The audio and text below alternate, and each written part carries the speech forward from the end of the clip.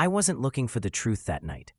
I was just searching for my phone charger, digging through the drawer she always kept locked. The charger wasn't there, but her second phone was. The screen lit up without a password, like it was begging me to look. I shouldn't have. I really shouldn't have. But one swipe pulled me into a world I didn't recognize. Pictures of her in places she'd never told me about, dinners I hadn't paid for, and a string of messages with a man whose name I didn't know, but whose bank account seemed to fund her smiles. My chest went cold.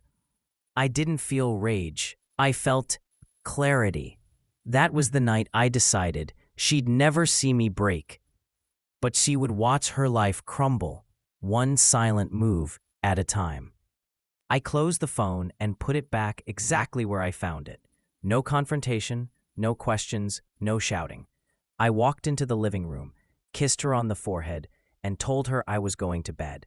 She smiled like nothing was wrong. I studied that smile, the one I thought was mine. Now I knew it was rented, bought by someone else's money.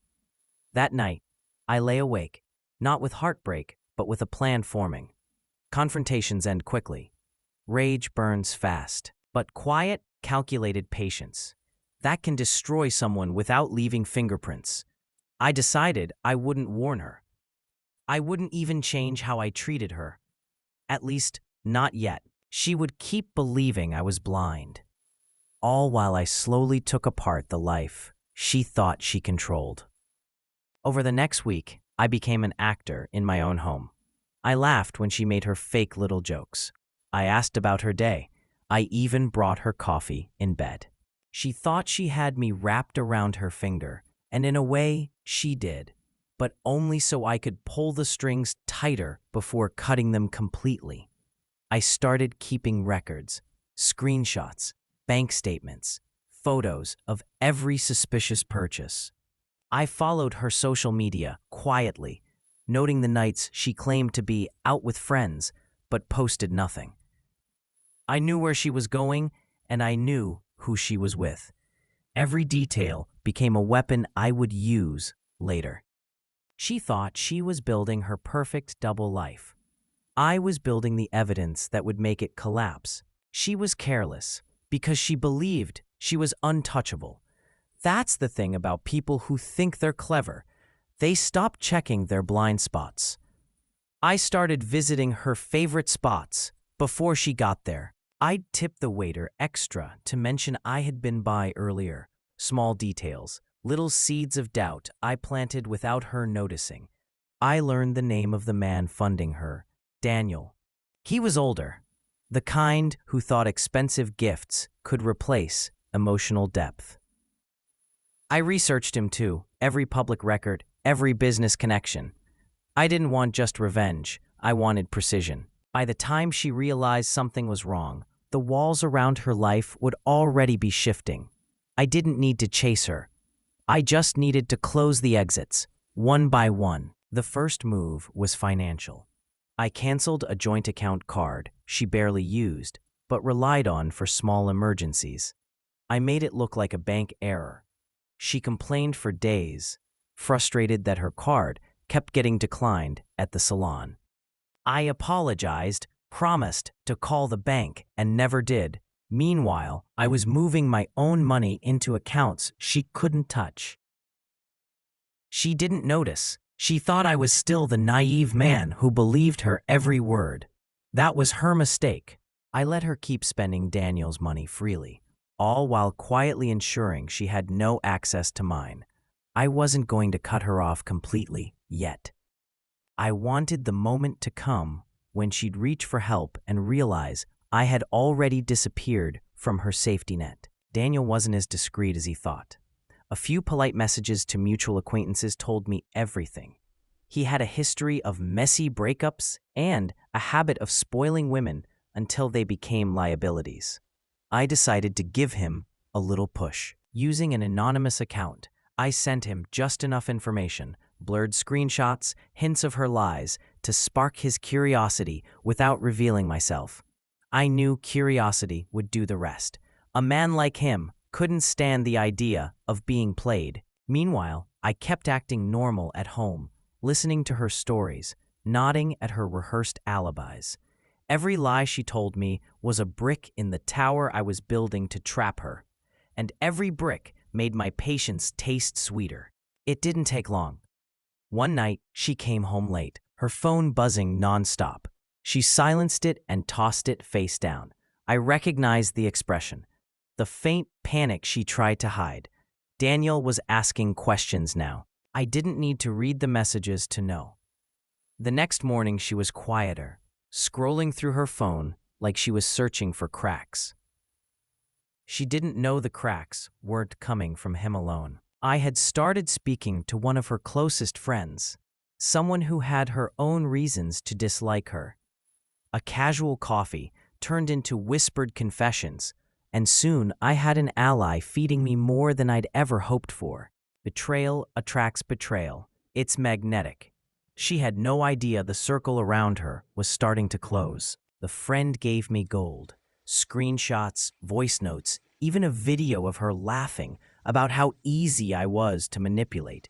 I saved everything, but I didn't release it. Not yet. Timing was everything. I began leaking harmless truths, little stories to the right people, so small they seemed meaningless. But together, they built a narrative that she was unreliable, dishonest, selfish. I wanted the ground to shift under her feet slowly so she wouldn't know which step would collapse. At home, I kept my smile in place, even kissed her before bed. Every kiss was a countdown. Every morning, I woke up knowing the day would come when she'd realize her perfect world was built on foundations I'd been quietly destroying, piece by piece. Daniel finally broke. I could tell by the way she slammed the door when she came in, her voice sharp as she muttered curses under her breath. She didn't mention him, but she didn't have to. The expensive gifts stopped appearing. The late-night work events became rare. I said nothing, just watched as her lifestyle began to shrink. Without his money, she started leaning more on me financially. That was when I began pulling away, canceling plans, being too busy to help. I offered vague excuses, each one eroding her sense of control. She was so used to having both of us at her disposal that losing one and feeling the other slip away put her into survival mode. And survival mode makes people desperate. Desperation made her sloppy. She began reaching out to old flings, people I already knew about. I had access to her cloud storage now, something she didn't realize when she left her laptop open one morning. Every picture, every message, every video was mine to keep. I didn't need to confront her. I needed her to dig deeper into her own mess. The more she tried to save herself, the more evidence she created for me. I backed up everything twice, storing it in places she'd never find. This wasn't about hurting her in the heat of the moment. This was about ending her ability to play this game with anyone else ever again. When I finally moved, it would be with enough force to erase her mask completely. Her friend, my quiet accomplice, kept feeding me updates. Apparently, she was telling people I was unstable, that I was controlling and jealous. Perfect. I encouraged those lies by pretending to act slightly paranoid in public, just enough to make her feel confident her story was working. Meanwhile, the people she was poisoning with her words were the same people I had been slowly winning over. A kind gesture here, a helpful favor there, nothing obvious, just enough to plant seeds of doubt about her version of events. I wanted her to believe she was shaping the narrative, when in reality, she was walking straight into the ending I had already written for her. When her birthday came, I gave her nothing. Not out of spite. At least, not openly. I told her I was saving up for something special, and she pretended to understand, though I could see the resentment bubbling beneath her smile. Her friend told me later she complained to everyone that I was turning cold. She wasn't wrong. I was cold. I was ice, and she was standing barefoot on it. By now, Daniel had completely vanished, and her finances were strained. I kept watching, letting her stumble through her days, growing more irritable, more careless. I didn't want her to just lose things. I wanted her to feel them, slipping through her fingers, powerless to stop it. I started the final phase with silence. I stopped initiating conversations, stopped answering her texts right away. At first, she thought I was just busy. Then, she started asking questions. Is something wrong? I'd smile and say no. That uncertainty ate at her faster than any argument could. I knew she was trying to reconnect with Daniel. My source confirmed it, but he wasn't answering. She was running out of lifelines, and I was cutting them faster than she could tie new ones. Every time she tried to start a fight, I'd refuse to engage. There's nothing more maddening than someone who won't give you the drama you crave. I wasn't going to give her fire. I was going to smother her with the kind of cold she couldn't survive. The moment came when she asked if we could start fresh. I agreed instantly, acting relieved, pretending I wanted to rebuild. That's when I let the first real blow land. A mutual friend received an anonymous email containing a neat little package, screenshots, audio clips, timestamps. Enough to destroy her credibility without revealing the full scope of what I had. She spent the next week trying to control the damage, but every lie she told was met with another piece of proof, always from a different direction. She couldn't trace it back to me. She didn't realize that every hand she reached for was one I had already poisoned against her. Watching her panic in public while smiling in private was satisfying in a way I didn't know existed. She was isolating herself, staying in her room for hours, glued to her phone. I imagined the constant pings of confrontation, the friends ghosting her, the gossip circling like vultures. I still said nothing. At night, she'd sit on the couch, scrolling endlessly, looking at me like she wanted to speak, but couldn't. I'd ask about her day with fake warmth, and she'd mumble something vague. This was the same woman who once weaponized charm like it was her birthright, now reduced to avoiding eye contact. She had built her world on lies, and I had quietly removed the nails, holding it together. The collapse was inevitable. I just made sure it happened exactly when and how I wanted.